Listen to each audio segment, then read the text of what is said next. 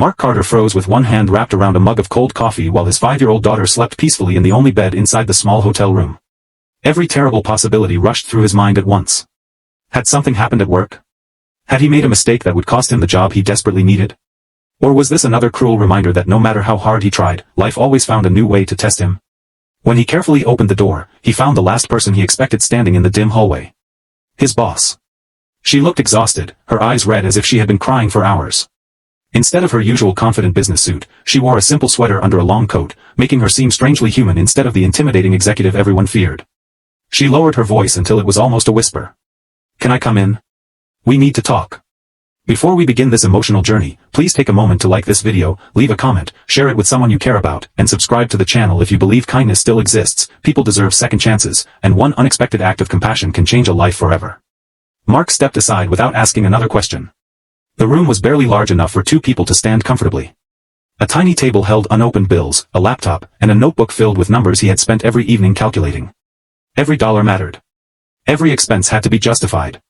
The faded curtains struggled to keep the city lights out, but they couldn't hide the truth. This wasn't a vacation hotel.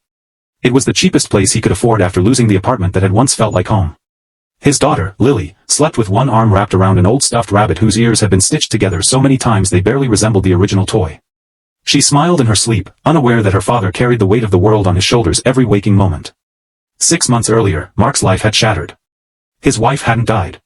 She hadn't disappeared. She had simply packed 2 suitcases, apologized through tears, and admitted she couldn't handle the pressure anymore. The endless medical bills for her own depression, the financial struggles, and the exhausting responsibility of raising a child had broken something inside her. She left believing Lily would be better off without her. Mark never hated her. He only wished she had believed she was stronger than the pain telling her to run. Suddenly he found himself learning everything at once. He braided Lily's hair after watching online tutorials. He packed school lunches that were never as neat as the other parents. He learned which cartoon songs calmed nightmares and which bedtime stories made her laugh instead of cry. Every morning started before sunrise. He woke Lily. Made breakfast. Dropped her at daycare. Worked 10-hour shifts. Picked her up. Cooked dinner. Read stories. Then stayed awake until midnight doing freelance accounting work just to keep paying the bills. Sleep became a luxury he could rarely afford. Still, every morning he smiled for Lily because children believe smiles. They don't see the fear hidden behind tired eyes. When the company announced an important week-long conference in another city, Mark thought his career was over. Attendance wasn't optional. Promotions depended on it. Finding childcare for 7 straight days was impossible. His parents had passed away years earlier. His brother lived overseas. Friends offered sympathy but had jobs and families of their own. The only solution left was bringing Lily with him. He expected his manager to refuse. Instead, she barely looked up from her computer before saying, "Figure it out. Just don't let it affect your performance." It wasn't permission filled with compassion. It was permission filled with indifference. Mark accepted it anyway.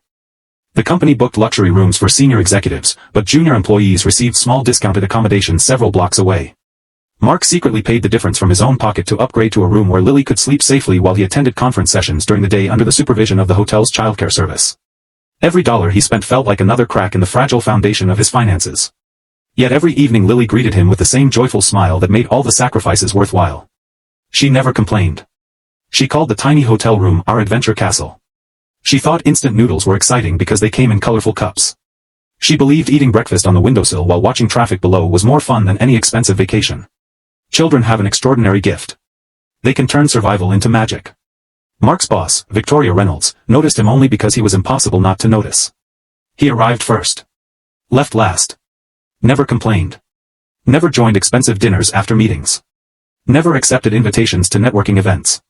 He disappeared every evening carrying a backpack decorated with cartoon animals. Most executives assumed he simply wasn't ambitious enough. Victoria thought the same. Until one afternoon. The conference lunch had run late.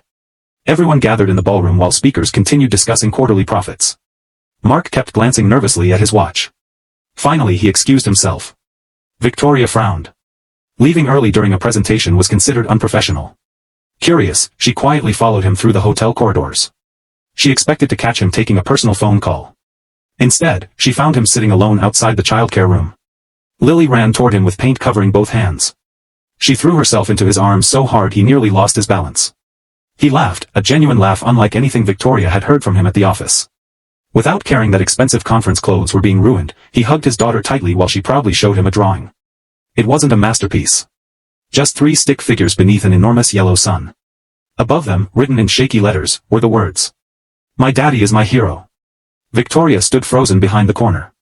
For several long seconds, she forgot every meeting waiting downstairs. She forgot deadlines, budgets, investors. All she could see was a father whose entire world fit inside the arms of a little girl. That evening she couldn't stop thinking about the picture. She remembered growing up in a mansion that always felt empty. Her father had built one of the country's largest hotel companies but rarely attended birthdays. Business always came first. Success had a price. She had inherited the company after his death, but somewhere along the way she had inherited his loneliness too. She owned luxury hotels around the world. Yet she often ate dinner alone. She employed thousands of people. Yet she barely knew any of their stories.